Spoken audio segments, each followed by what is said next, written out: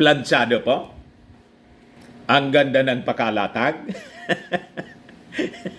Pati ng analysis po, convincing. Di ba? Hindi kayo makonvince pa? Convincing po yung statement. Ito na po. Oculum survey also included the 12 most likely leaders in 2025 senatorial race with ACT-CIS party list representative Erwin Tulfo topping the list. Top-notcher na po si Erwin Tulfo, number 1 ng senador. You see? Coronation said Tulfo rode on the popularity of the Tulfo name as a political brand. His brother, Rafi Tulfo, won in a Senate seat in 2022. He has two relatives in the House of Representatives, his wife, ACT-CIS Representative Jocelyn Tulfo, and his nephew, Quezon City 2nd District Representative Ralph Tulfo. So sabi rito, in the survey former Senate President Vicente Tito Soto III was in second place. Pangalawa si Tito Sen. And former President Rodrigo Duterte was in third place. Kita ninyo? Swak na swak pa.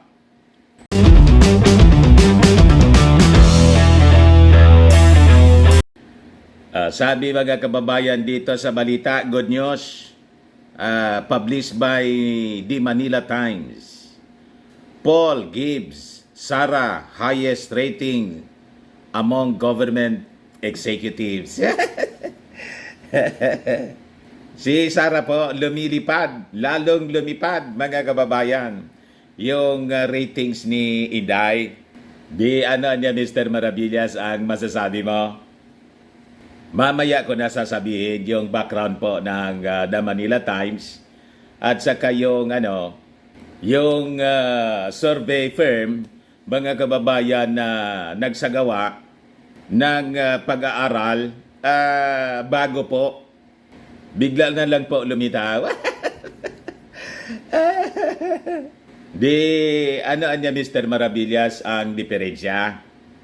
Mamaya, pag-usapan po natin. Click subscribe muna dito sa ating YouTube channel and hit the notification bell para po lagi kayong updated sa mga makatotohanang mga balita at para hindi po kayo malinlang. Lalo't very active na po yung mga Chinese sa kanila pong propaganda.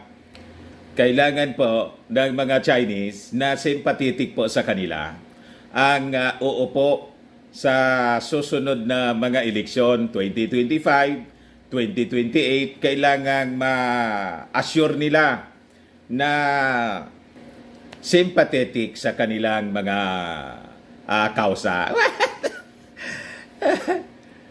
At for your information, dito po sa survey, bagsak si Amy Marcos. Lumabas po mga kababayan sa Magic 12 sa senatorial number 50 na lang si Super Ate. At si President Bongbong Marcos bumaba, pangalawa lang siya sa may pinakamataas, lagi man niya Mr. Maravillas na pangalawa. Pero dito po sa latest survey, medyo malayo-layo yung agwat ni Inday. Bumagsak yung ating Pangulong Bongbong Marcos. Nagigits na ninyo yung strategy ng mga alums na nyo.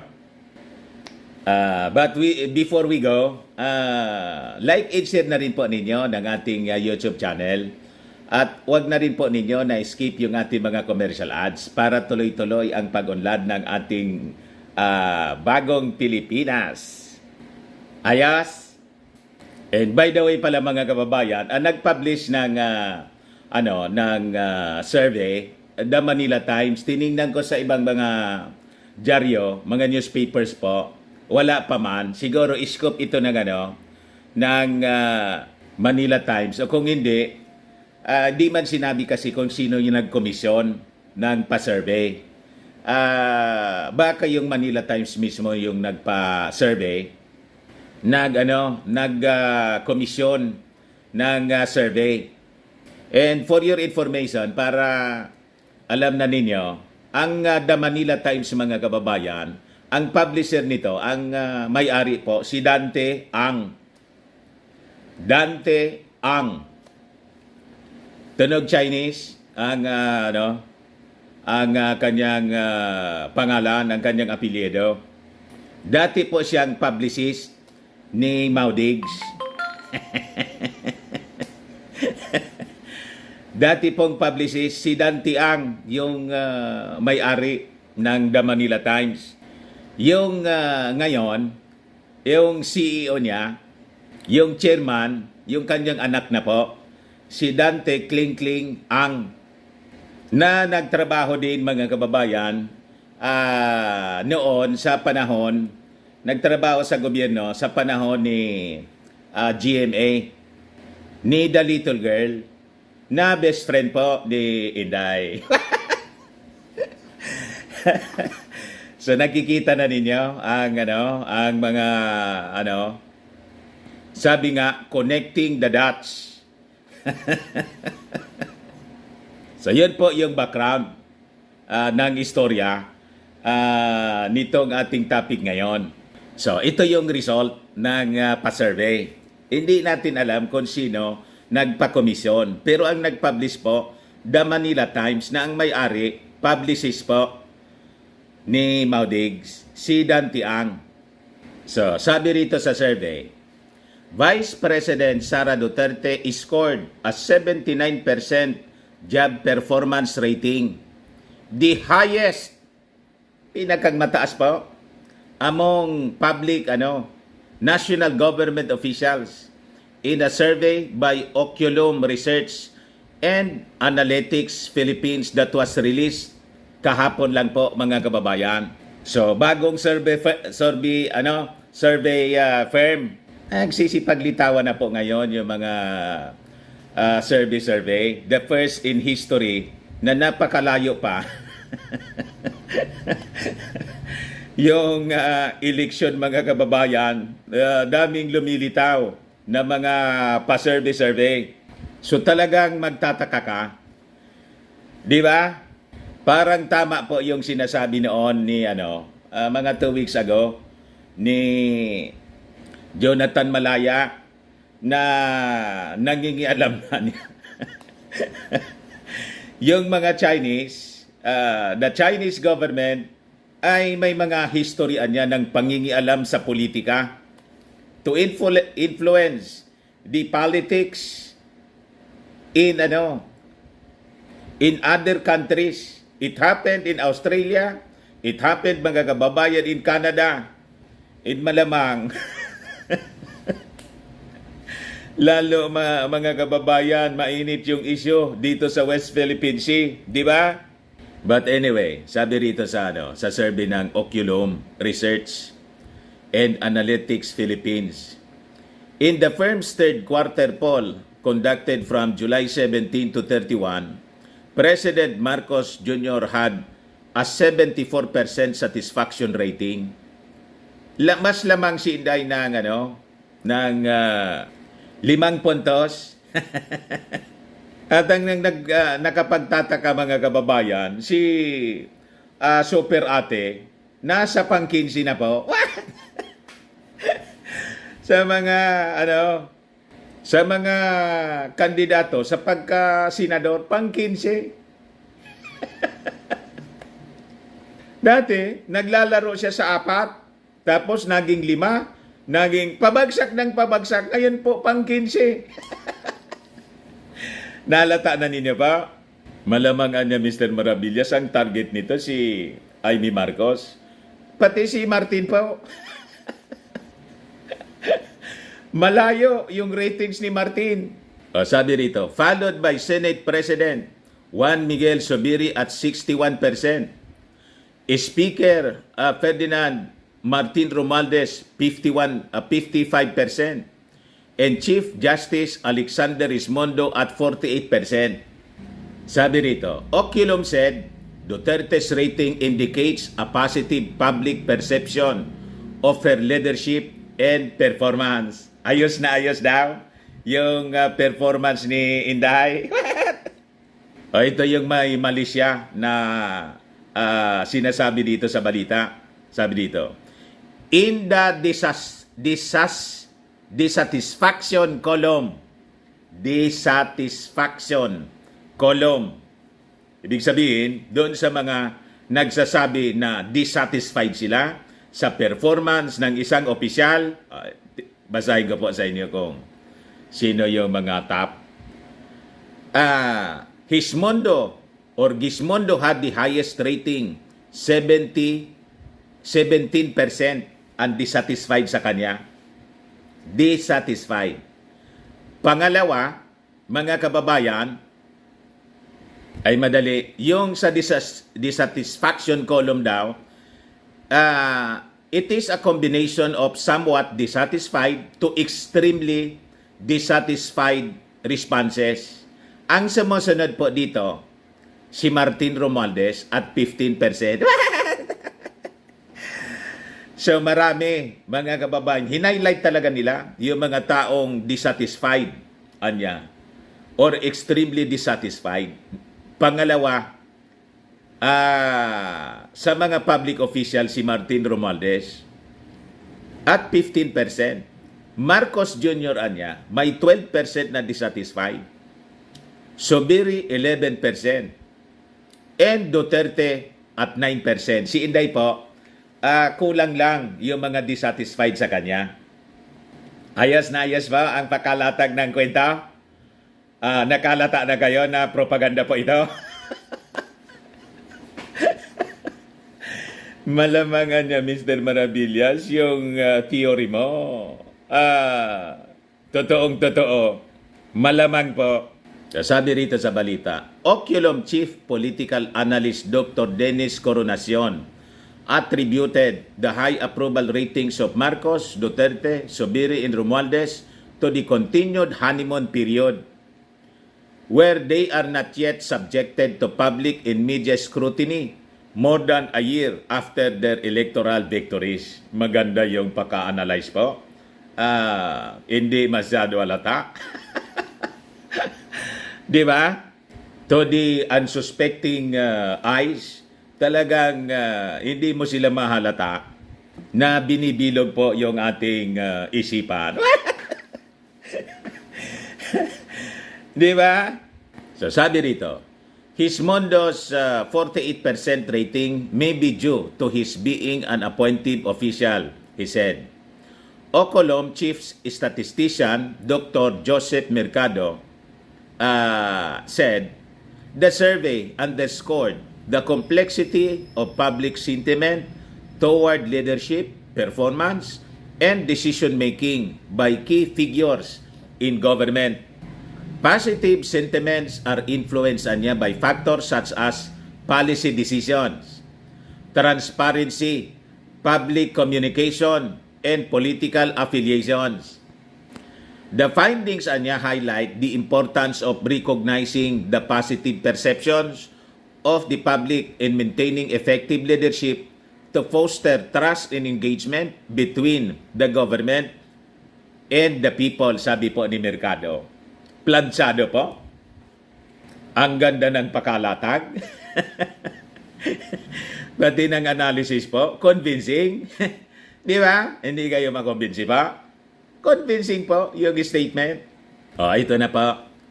Oculum survey also included the 12 most likely leaders in 2025 senatorial race with ACT-CIS party list representative Erwin Tulfo topping the list.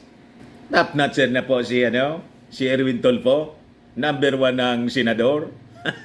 You see? Coronacion said Tulfo rode on the popularity of the Tulfo name as a political brand. His brother, Rafi Tulfo, won in a Senate seat in 2022.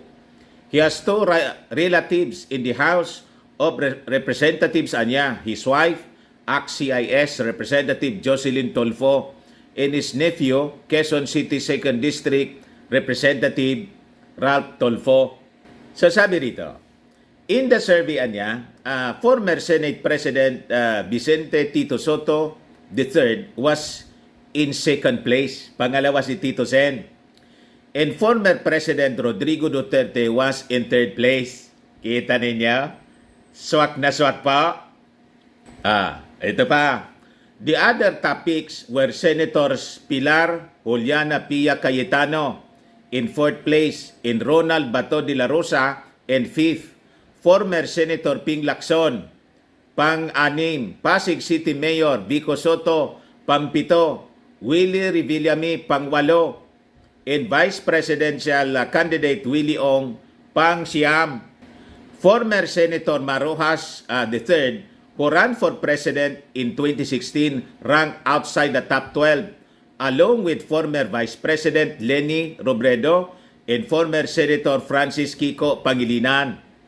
Ito po ang kasindak-sindak, mga kababayan. May narinig na kayong pangalan ni Amy Marcos. Tinalo na ni Leni at ni Kiko sa ratings po si Amy Marcos. Hindi kayo nakalata. Sabi rito, the President's sister, Senator Maria Imelda Josefa Amy Marcos, is ranked 15th. What? Ibig sabihin, talo, mga kababayan, kung ngayon yung eleksyon gagawin. Hindi na mananalo, hindi papasok sa Magic 12 si Amy Marcos. Ano kayo, mga Marcos loyalist? Hindi pa kayo nakalata kung paano pinaglalaruan nila? Di ba? Talo pa, mga kababayan ni Lenlen at saka ni Kiko, mga kababayan, pati ni Willie Ong, saka ni Willie Revillame, mas mataas pa yung ratings. Ibig sabihin, mas iboboto si Willie Revillame, si Willie Ong, si Lenlen, tapos si Kiko, kaysa kay Amy Marcos. Naniwala na kayo sa sa aking analysis pa at sa possible agenda ng mga nasa likod ng serving ito? At nag-publish, mga kababayan, nito the Manila Times. Ang Manila Times, pag-ari po ni Dante Ang, mga kababayan. Si Dante Ang, dating publicist ni Maudigs. At yung anak na si Kling Kling, ang mga kababayan, nagtrabaho kay GMA. So sabi po rito, the poll had 1,200 respondents, 300 respondents each from Metro Manila, the rest of Luzon, Visayas, and Mindanao. Ito po yung chief statistician ng para niyang singkit din, Mr. Maravillas. Si Dr. Mercado, Dr. Joseph Mercado, para niyang talagang ayun po ang sabi rito. Manila Times, boss is Duterte's PR guy. Si Dante Ang po, yan o. At sabi pa rito, Manila Times Chairman Emeritus Dante Ang is a trusted friend and senior publicist of former President Gloria Macapagal Arroyo. So, boss Maudigs, tapos si little girl, naging publicist po itong si Dante Ang. Kahit yung kanyang anak, si Dante Kling Ang, sabi rito, basahin ko sa inyo. Research ko po kung ano yung koneksyon. Dante Kling Ang, the second is a Filipino journalist, the chairman emeritus in honor of the Manila Times. From 1993 until 2003, Ang worked as a publicist for President Gloria Macapagal Arroyo. In December 2005, he was appointed chair of the Commission on Filipinos Overseas, staying in the post until June 30, 2010. In 2001, Ang bought the Manila Times from its previous owner, Mark Jimenez. He was appointed as chairman emeritus of the newspaper by President Rodrigo Duterte. on May 3, 2017, he was named Special Envoy for International Public Relations. So yun po mga kababayan yung background ng Manila Times. Kaya kung yung Manila Times po mga kababayan, yung mag-amang Duterte at sympathetic po sa mga huwag na kayong magtaka kasi po Danti ang okay po. Pero anya Mr. Maravillas, sino yung nag-commission ng pa-survey? Hindi man po binanggit. Silihensyo sila kung sino. Basta naglabas lang ng result ng survey. Di ba? Ngayon, mga kababayan, baka lang gusto ninyo po itong itry. Firmax Firming and Lifting Cream, pinapahid po sa mga pulses and affected area. Mainam po sa paninigas ng mga kaso-kasuan. Ito naman po, Automax Radiant Serum. Sa mukha naman yung application. Anti-aging po siya. You will look 10 years younger than your age.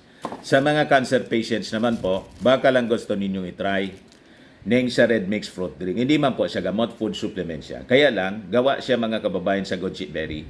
Yung goji berry may anti-cancer properties. Okay po? Yung mga inquiries ninyo, dumiretso na lang kayo sa aming messenger, sa Facebook, para masagot namin agad. Ako po si Dante Maravillas. Bye-bye po. God bless.